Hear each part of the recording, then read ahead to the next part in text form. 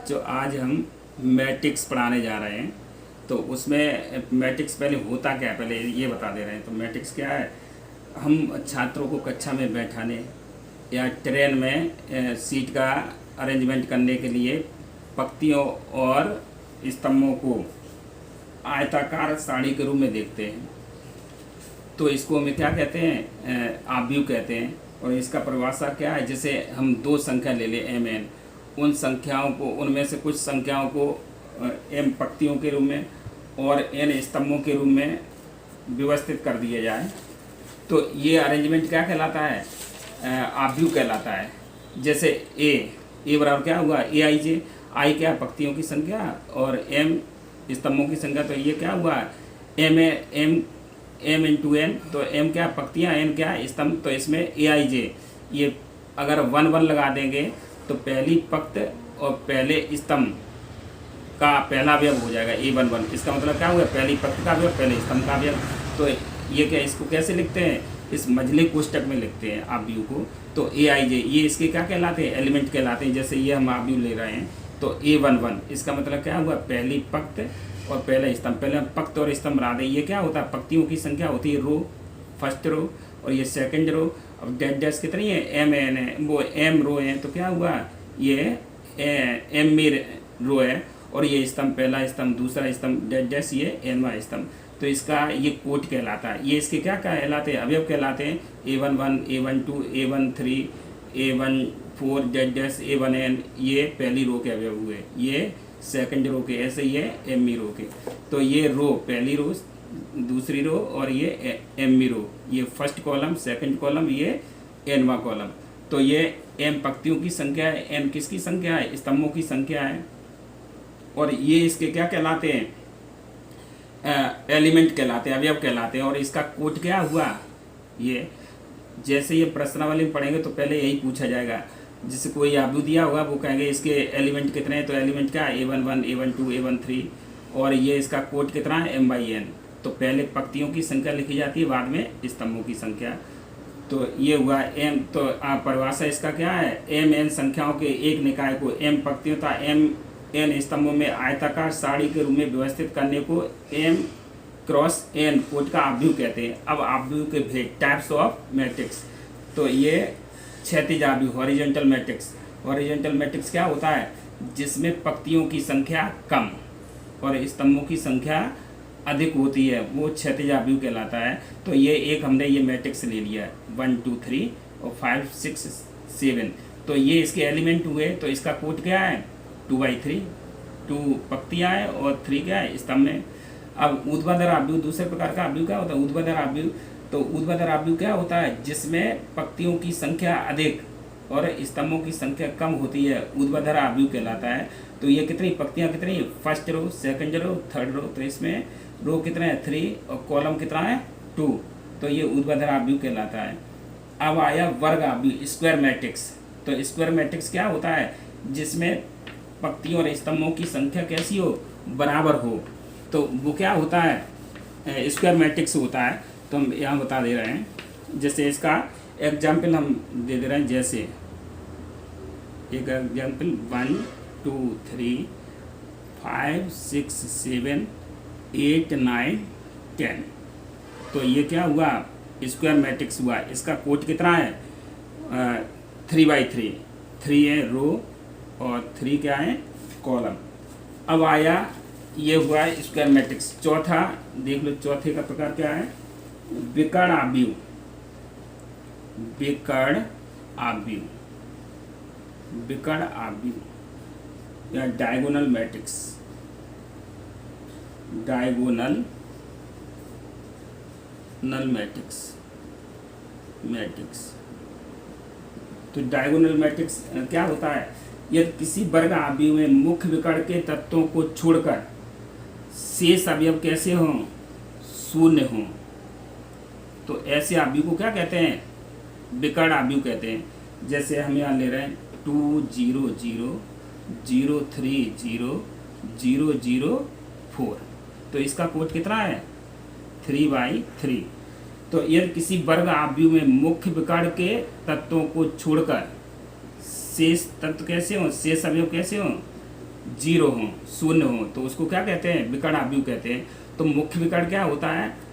बाएं हाथ के ऊपरी सिरे से दाएं हाथ के नीचे सिरे से मिलाने पर जो विकर्ण बनता है वो क्या कहलाता है? मुख्य विकर्ण कहलाता है। एक विकर्ण ये इसमें ये भी होता है, लेकिन मुख्य विकर्ण क्या होता है? बाएं हाथ के ऊपर से लेके दाएं हाथ के नीचे वाले तत्व को मिला दिया जाए तो ये क्या होगा? मुख्य विकर्ण हुआ।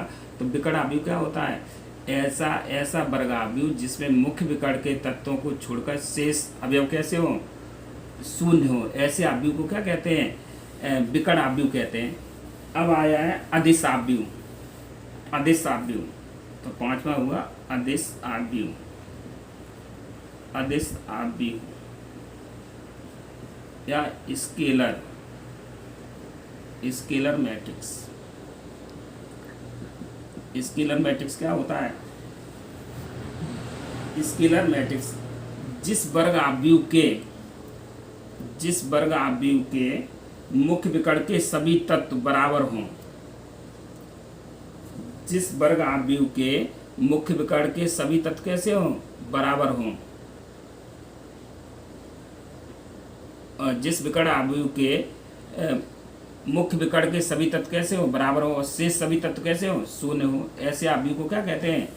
अदिश आव्यूह या स्केलर मैट्रिक्स कहते हैं। अब आया तत्समक आव्यूह। क्षमा देख लो,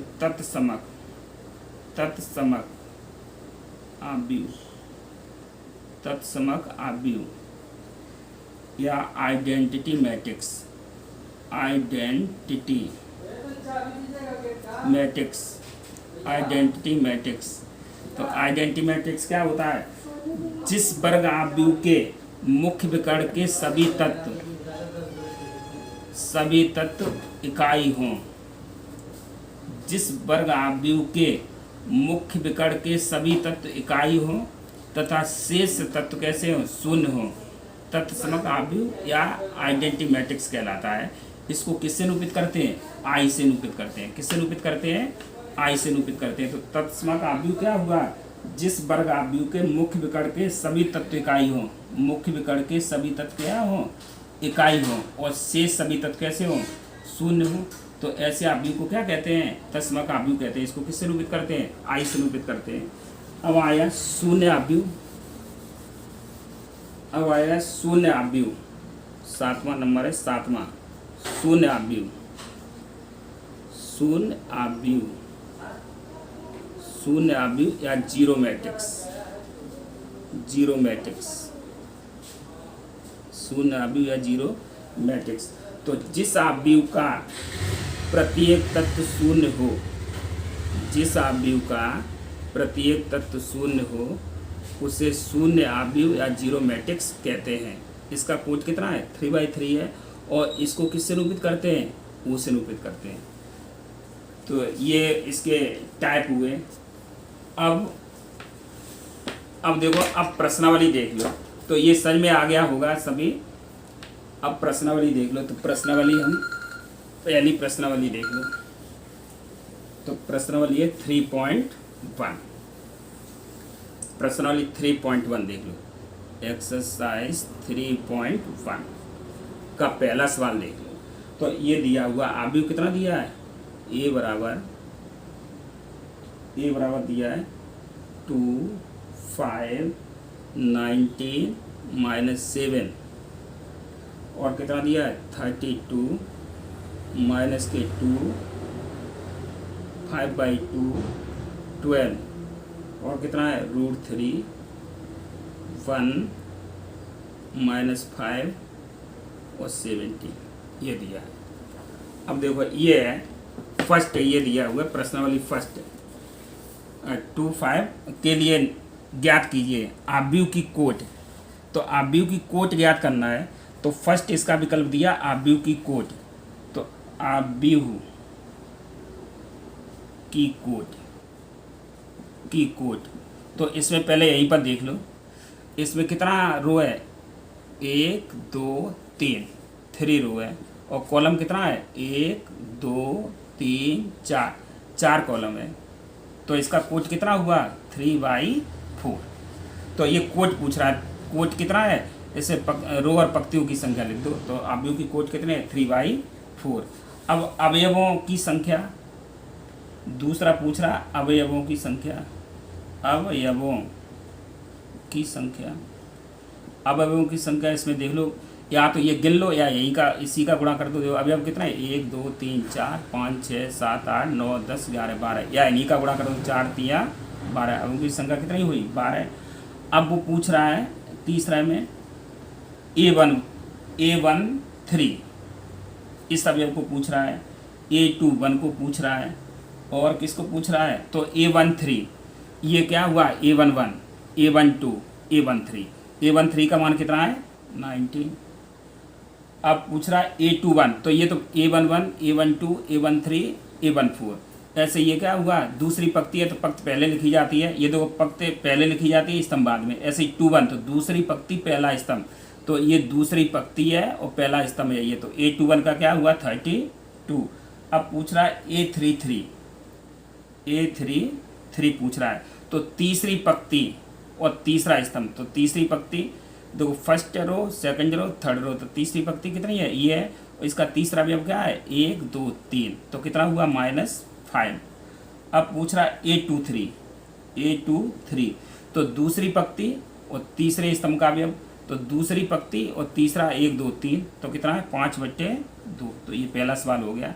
तो कोट ये हो गई, अवयवों की संख्या गिन लो या गुणा कर दो, 4 3 12, और ये क्या हो गया इसका जो पूछ रहा है A13 A33, तो ये क्या A11 कितना होता है 2, A12 कितना होता है 5, A13 कितना होता है 19, और A14 पूछता तो ये होता है। इसी प्रकार से ऐसे गिन ले। अब दूसरा सवाल है, दूसरे सवाल में वो कह रहा है यदि किसी आव्यूह में 24 अवयव हैं तो इसकी संभव कोटियाँ क्या हैं। यदि इसमें 13 अवयव हो तो कोटियाँ क्या होंगी। तो 24 अवयव हैं, अवयव कितने हैं, अवयव बराबर 24। तो याद होगा ये कोट कितनी है 3/4, तो अवयव कितना हो गए 12। अगर अवयव 24 हो तो संभव कोटियाँ,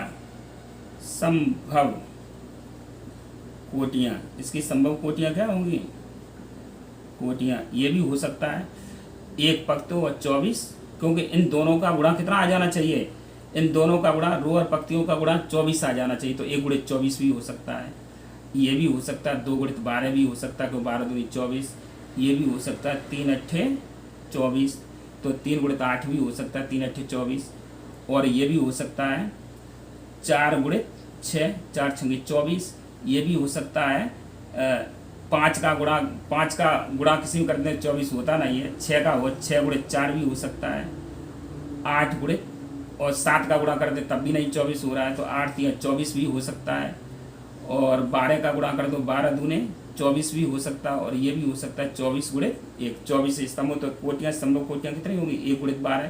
कहने मतलब ऐसे सभी हम फैक्टर ले लेंगे जिसमें रो और कॉलम का गुणनफल कितना हो 24 हो, तो देखो कोई छोड़ेंगे नहीं।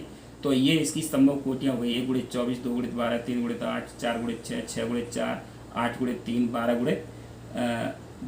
8 के बाद 9 का होगा नहीं 10 का होगा नहीं, तो 12 × 2 24 × 1। अब वो इसी में पूछ रहा है दूसरे में, यदि इसमें 13 अवयव हों तो कोटियाँ कितनी होंगी। अब अवयव कितना दिया है, अवयव दिया 13, तो कोटियाँ इसकी कितनी होंगी, कोटियाँ एक तो ये होगा, एक का तो गुणा हो जाएगा 1 × 13।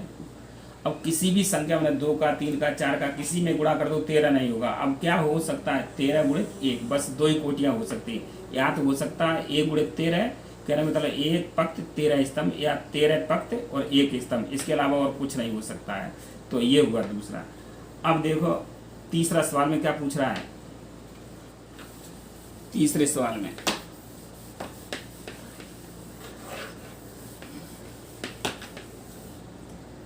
सवाल में पूछ रहा है यदि किसी आव्यूह में 18 अवयव हों, अवयव कितने दिए हैं, अवयव दिए 18, तो इसकी संभव कोटियाँ कितनी हो। तो संभव कोटियाँ कितनी हो गई, संभव कोटियाँ हो गई बिल्कुल वैसे ही है, 1 × 18 हो जाएगा, 2 × 9 हो जाएगा, 3 के पाढ़े में भी कहीं 18 आते हैं, 3 × 6 हो जाएगा, और 4 के पाढ़े में 18 आते नहीं हैं, 5 के पाढ़े में भी नहीं आते, 6 में आते हैं, 6 × 3 हो जाएगा, और 7 में आते नहीं है, 8 में आते नहीं है, 9 × 2 हो जाएगा, और फिर 9 के बाद सीधे 18 ही होगा, 18 गुणित 1। और कहीं आते हैं 10 में आते नहीं, 18 11 12 13 में आते नहीं, ये सीधे इसमें हो जाएगा। तो ये संभव कोटियाँ हो गई। इसी में एक सवाल और पूछ रहा है, यदि इसमें 5 अवयव हों तो क्या होगा। यदि इसमें अब अवयव कितने दिए हैं, अवयव दिए हैं 5, तो संभव कोटियाँ कितनी होंगी, संभव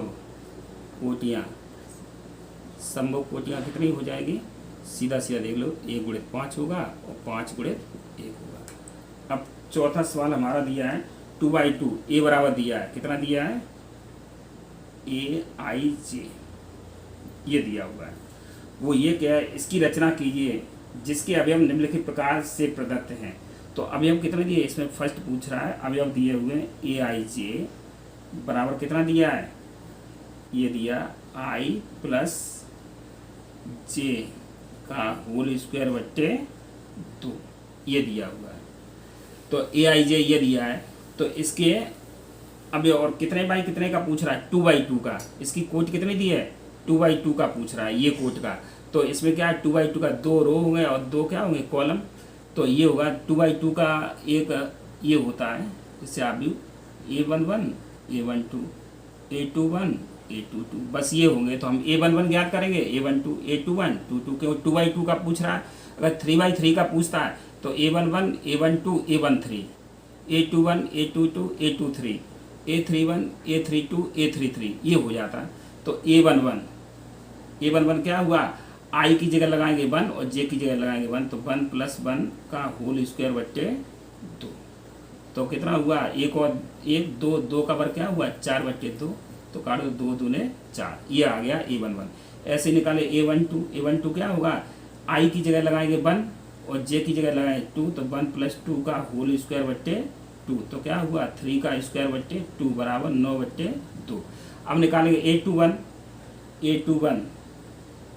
तो अब I की जगह कितना लगाएंगे, I की जगह लगाएंगे 2 और J की जगह 1, तो 2 प्लस 1/2 और ऊपर है स्क्वायर, तो क्या हो जाएगा 9/2।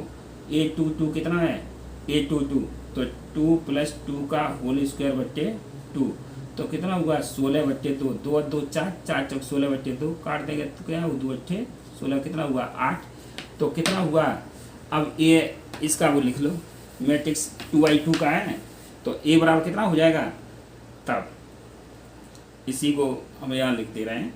तो A बराबर क्या हो जाएगा, A बराबर हो जाएगा, अब इसमें लगा देंगे मान A11 का मान कितना है 2 और A12 का मान कितना है 9/2, A21 का मान कितना है 9/2, A22 का मान कितना है 8।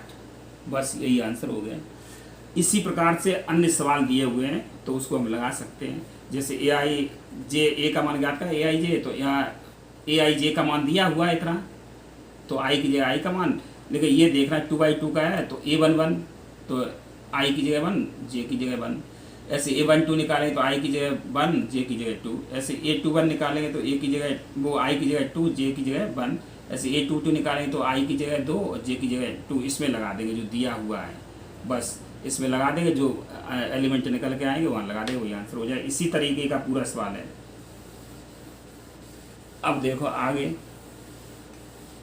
5वें सवाल, 5वां भी देख लो। 5वें क्या कह रहा है, 3/4 का कोट कितनी दी है, किसका बनाना है, कोट दी है 3/4 का बनाना है। अब इसमें फर्स्ट कितना दिया है AIJ, तो AIJ बराबर क्या दिया है 1/2 मॉड -3J प्लस के -3I प्लस के J, कितना है 3I प्लस के J, ये दिया हुआ है।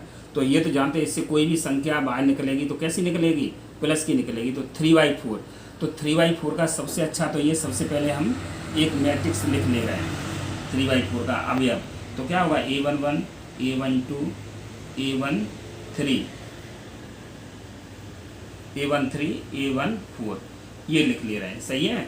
तो कितने, क्योंकि स्तंभ कितने हैं 4 है, तो 4 तक जाएगा। अब ऐसे A21 A22 A23 A24, ऐसे A31 A32 A33 A34, बस ये क्या होगा 3 रो हो गए 4 कॉलम हो गया। अब यहाँ मान लगाते जाएंगे, तो यहाँ पर देखो A11, तो 1/2 यहाँ पर लगा देंगे -3 × 1 प्लस के 1, तो क्या हुआ, ये एक मॉड है तो कितना हो जाएगा 1/2, और यहाँ पर क्या हो जाएगा -2 बचेगा, तो क्या हुआ प्लस का निकलेगा, तो 1/2 × 2 बराबर 1, क्योंकि यहाँ से मॉड से जो भी संख्या निकलेगी वो कैसे निकलेगी, प्लस की।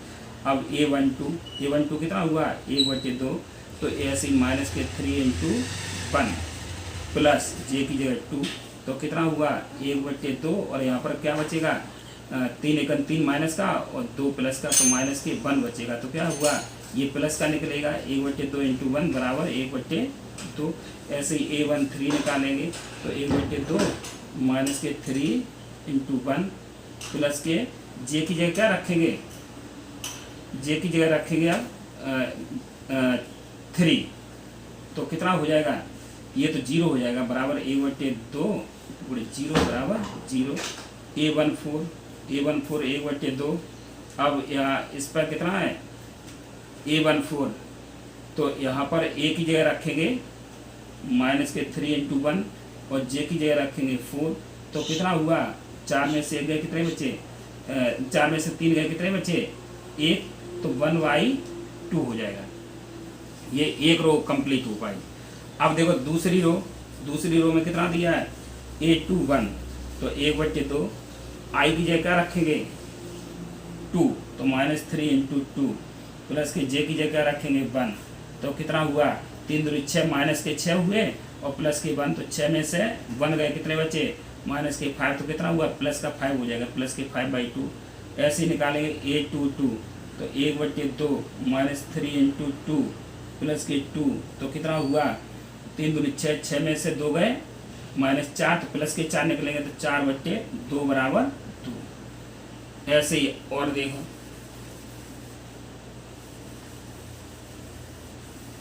ऐसे यहाँ पर देखो A23 1/2, तो 2 का मान कितना है -3 × 2, i की जगह 2 और j की जगह 3, तो कितना हुआ 3 दूनी 6, तो 6 में से 3 गए 3 बचे, 3/2।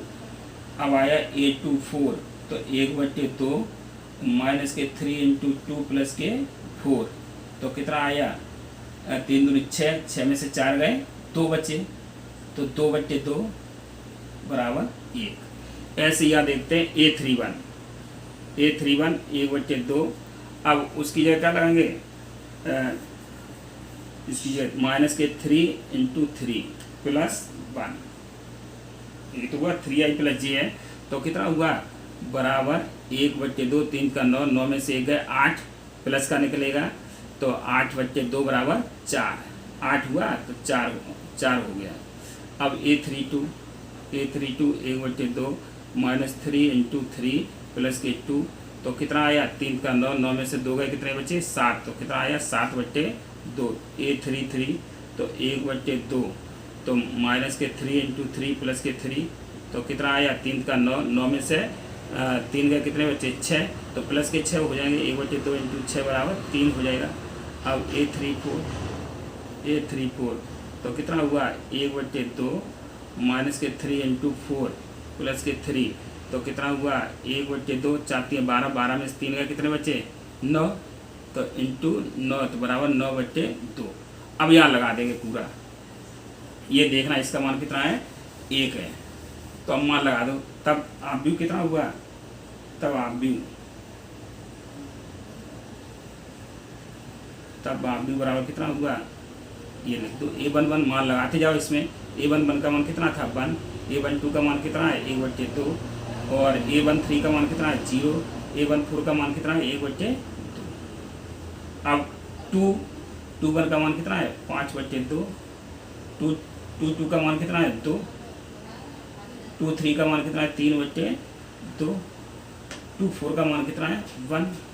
ऐसे ही 31 का मान कितना है 4, 32 का मान कितना है 7/2, 33 का मान कितना है 3, 34 का मान कितना है 9/2।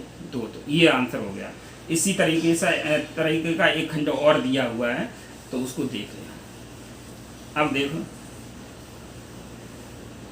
क्वेश्चन नंबर 6, 6 में देखो एक्स वाई जेड के मान ज्ञात कीजिए। तो फर्स्ट इसमें है, तो कितना दिया है 4 3 एक्स 5 बराबर वाई जेड 1 5। तो ये देख लो समान अवयव क्या होते हैं, ऐसे अवयव जिनकी कोटि समान होती है तथा संगत अवयव भी समान होते हैं, समान अवयव कहलाते हैं। तो समान अवयव क्या होते हैं, ऐसे अवयव समान कोटि के ऐसे अवयव जिनके संगत अवयव कैसे होते हैं, समान होते हैं, समान अवयव कहलाते हैं। जैसे अब यहाँ से देख लो, तो ये समान अवयव, इसका मतलब क्या हुआ, ये पहला अवयव इसके बराबर हुआ, तो y बराबर क्या हुआ 4 और z बराबर क्या हुआ 3। तो ये पहला अवयव है, ये पहला अवयव, तो पहला अवयव पहले अवयव के बराबर होगा और दूसरा अवयव दूसरे अवयव के बराबर होगा। और ये देखो x दिया है, तो ये दूसरी पंक्ति का पहला अवयव है और दूसरी पंक्ति का पहला अवयव कितना है 1 है, तो x बराबर क्या हो जाएगा 1। तो ये हल हो गया। इसी तरीके से और भी दिए हुए हैं तो उसको लगाना। अब देखो इसी तरीके से 7वां भी दिया हुआ है, या देख लो।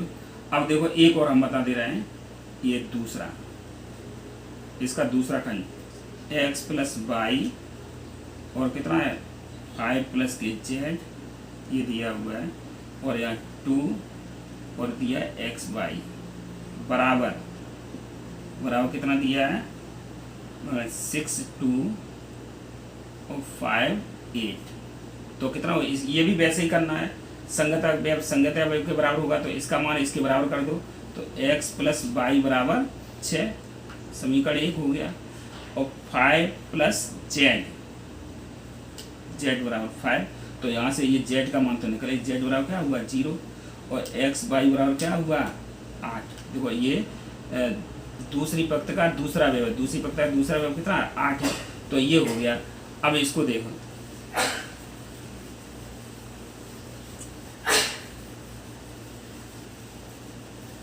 ये देखो इसको, तो ये x प्लस वाई बराबर 6 वाई है इतना, तो एक फार्मूला होता है x माइनस वाई बराबर क्या होता है, x माइनस वाई बराबर रूट x प्लस वाई का होल स्क्वायर माइनस के 4x वाई, ये फार्मूला होता है। इसको हम खोलेंगे x वर्ग प्लस वाई वर्ग प्लस के 2x वाई, ये निकलेगा, तो x माइनस वाई का होल स्क्वायर हो जाएगा, तो इतना हो जाएगा। अब मान लगा दो x माइनस वाई बराबर, इसका मान कितना है x प्लस वाई का मान कितना है 6, तो 6 का स्क्वायर माइनस एक्स वाई का मान कितना 8, तो 4 इंटू 8, तो x माइनस वाई बराबर क्या हुआ 36 माइनस 8 चौक 32, तो क्या हुआ x माइनस वाई बराबर क्या हुआ √4, तो x माइनस वाई बराबर क्या हुआ 2, समीकरण डाल लो 2 1 प्लस के 2, समीकरण 1 2 को जोड़ दो, तो ये क्या है x प्लस वाई बराबर 6 और x माइनस वाई बराबर 2, ऐड कर दो तो क्या हुआ 2x बराबर 8, x बराबर क्या हुआ 4, सीधा काट दो। अब x का मान इसमें पुट कर दो, x का मान 1 में रखेगा,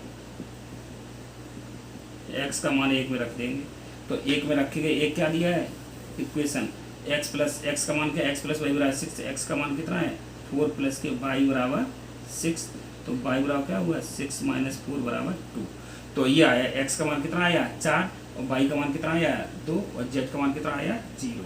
अब इसी प्रकार से दिया हुआ है सवाल नंबर 7, तो उसको लगा लेना। अब देखो हम 8वां क्वेश्चन बता रहे हैं, 8वां ये आ गया होगा समझ में। अब ये क्वेश्चन है 8